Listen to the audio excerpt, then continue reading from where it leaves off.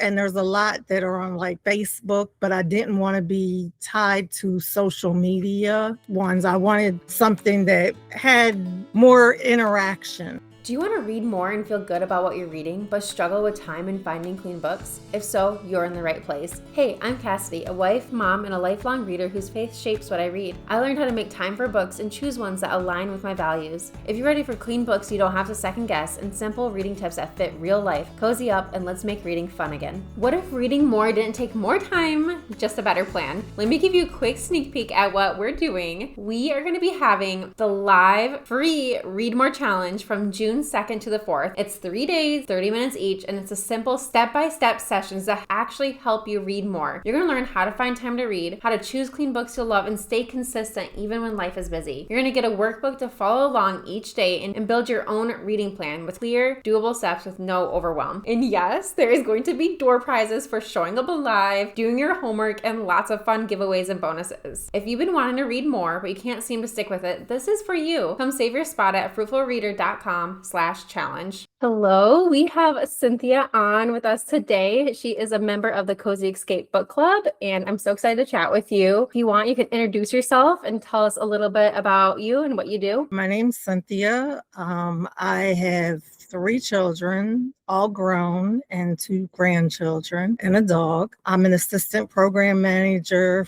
for a multi-million-dollar state-funded cancer program that provides cancer diagnosis and treatment services to uninsured and underinsured residents of the state. That is so amazing. Do you like doing that then? I do. That's so cool. So before joining the Cozy Escape Book Club, what did your reading life look like? I used to struggle with finding time to read, and sometimes it would take me more than a month to read a book. And I was also sort of in a rut with what I was reading. I was reading a lot of World War II historical fiction books. It was an interesting time.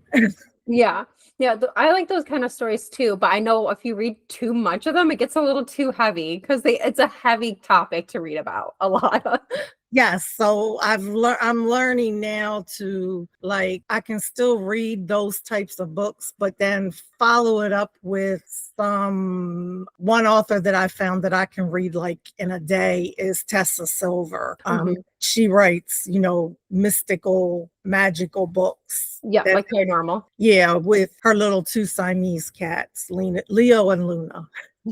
That's so fun. It's very good to mix genres back and forth too. So you said you were having a hard time being consistent with reading. When you started looking for a book club, what made you want to join this book club? I was looking for something where I really didn't have to leave my house to go to, something that I could, there's a lot of book clubs out there, and there's a lot that are on Facebook, but I didn't want to be tied to social media. I didn't want to be tied to Facebook or any of the other ones. I wanted something that had more interaction other than just, typing some words in. Yeah, definitely understand that. So you were hoping for more community and stuff when you joined? Yes. What was your first impression then when you joined the club? Oh, I was so nervous.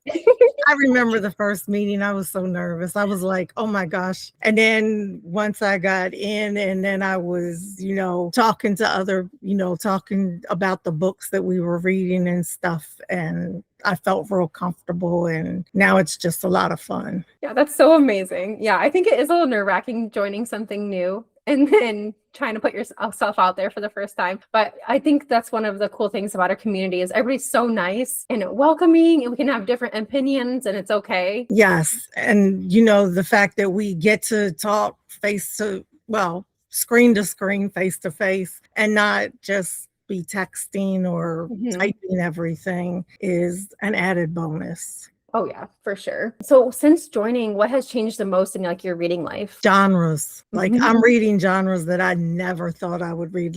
When I talk about mystical, magical, that was not something I ever read. And I remember one of the first books after I joined was The Hobbit. Now, I had read The Hobbit when I was in 6th grade. So, it wasn't a new book. But then we got into some other magical, paranormal things that I would have never picked up, and I absolutely loved them. That is so amazing. And I've heard this from other members as well about how much I push the different genres and they get to experience something new, but they like it and they enjoy it. And you get to find a new way to read. I think it's really exciting. It is. It really is. And I am really enjoying it. That's amazing. That makes me so happy to hear. What has been like something like your favorite part of the book club? Is like the book picks that we have, the discussions, the accountability, the challenges. Is there something that's like your favorite? I think the book picks and the discussions and the challenges are really fun. I think the challenges are one of our favorite things that we've been doing more consistently starting in like the fall. I think they add so much more like motivation and funness to the reading. And I mean, really, any books that we put out there for like the book picks or the challenge books, they're all clean or Christian. So everybody can know like they're safe to read, which I think is cool too. You get like a whole basically TBR list of books to pick from. Yes. And my TBR keeps growing now. And I mean, I remember I read a book. I'm not going to name the author or anything, but I read a book and I was like, oh, this is going to be so cute and cozy because of the title. And then it was all this extra behind closed door romance stuff that was supposed to be in this little cute mystery book. I was like, I don't need all that. I could have did with all that. You could have made that story and it would have been really, really cute and really, really good without adding that extra stuff to it. Yes, I totally relate to that. It's like the worst feeling to pick up a book thinking it's going to be cute and clean, and then the author just throws in a bunch of stuff. Right. It's like very disappointing. Yeah, it is. What would you like say to someone who's like loves reading, but maybe they're busy or they're just not sure of like the time and the cost of joining like the book club? What would you say to them to encourage them? 1, it's worth it. 2, it's part of self-care. Even for introverts. The book club, you know, if you don't want to be on camera, you don't have to be on camera. You can turn. I think the first time I had my camera off because I was scared.